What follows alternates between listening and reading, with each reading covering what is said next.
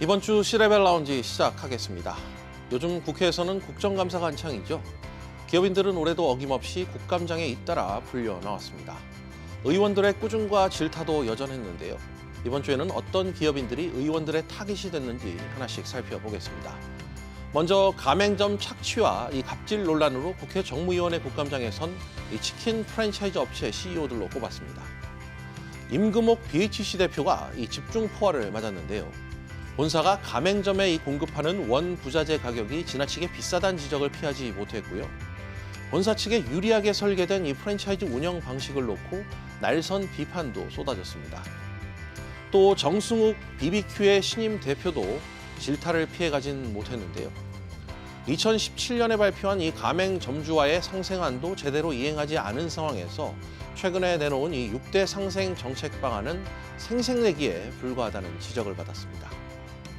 그런가 하면 정황근 농림축산식품부 장관도 이 치킨 프랜차이즈 때리기에 가세했는데요. 식용유와 밀가루에 할당 관세를 적용하고 업계에 자금 지원도 하고 치킨값 안정을 위해 연간 100억 원 이상의 세금 공제 혜택도 주는데 가격 인하 효과는 정작 나타나지 않고 있다고 따끔하게 지적했습니다. 그러면서 이 프랜차이즈 업계에서 나온 이 치킨값 3만 원 인상 주장에 너무 비싸다는 입장을 거듭 밝히며 가격 인상과 이유가 적절한지 국감 이후에 직접 따져보겠다고 밝혔습니다. 치킨 프랜차이즈 업체를 향한 이 세간에 곱지 않은 요즘 시선이 국감장에 고스란히 반영됐다는 평이 나오고 있습니다. 다음으로 농림축산식품해양수산위원회 국감에서는 이 즉석밥 가격 인상 문제와 수입쌀 사용 문제가 이 뜨거운 감자였습니다. 즉석밥 시장의 이 과반을 점유하는 CJ제일제당이 집중 포화를 맞았는데요.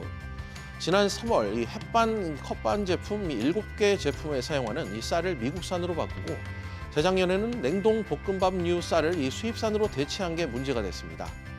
국내산 쌀 사용을 늘리라는 이 의원들의 성토가 빗발쳤는데요. 의원들이 원하는 답은 정해져 있다고 판단해서일까요?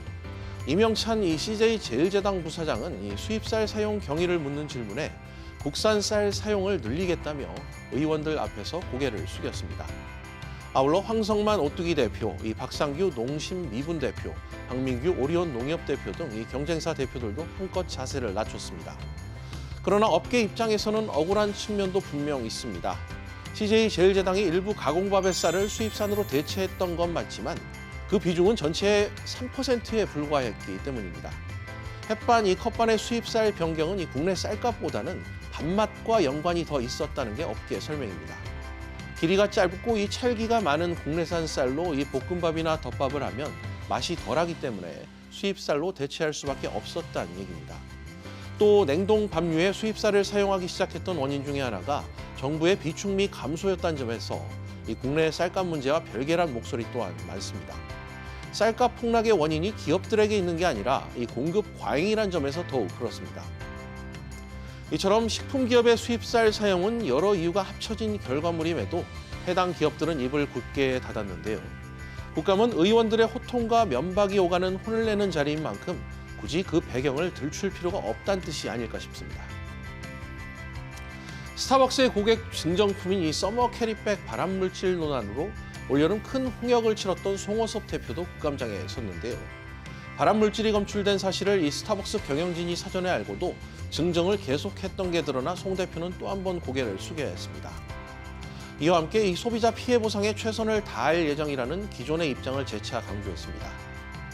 그런가 하면 명품 플랫폼 업체 대표들도 국감장에 새로 등장해 눈길을 끌었습니다. 박경훈 트렌비 대표와 최용록 발란 대표가 바로 주인공인데요. 최근 이 불거진 이 과다 반품비 같은 이 소비자 청약 철회권 제한 문제를 비롯해 과장 광고, 입점업체 갑질까지 이 불공정 행위에 대한 질타가 쏟아졌습니다. 두 명품 플랫폼 업체 대표 역시 의원들의 지적에 몸을 낮추며 시정하겠다는 입장을 밝히기도 했습니다. 4대 시중 은행장들도 국감장에서 진땀을 빼야 했습니다. 의원들은 은행들이 예대 마진을 올리면서 성과급 잔치를 벌이면서도 그 부족해서 이 횡령 사고가 일어나고 있다며 목소리를 크게 높이기도 했는데요. 700억 원대 횡령 사고를 낸 이 우리은행 등을 필두로 은행장들은 이딴 사고에 대해 연신 고개를 숙였습니다. 그러면서 이 금융인으로서 가장 중요한 직업윤리 약화를 바로잡고 내부 시스템 재정비와 이 소비자 보호에 힘쓸 것을 다짐했습니다. 아울러 횡령 같은 금융사고의 원인으로 지목된 내부 통제 시스템도 강화하겠다고 덧붙였습니다.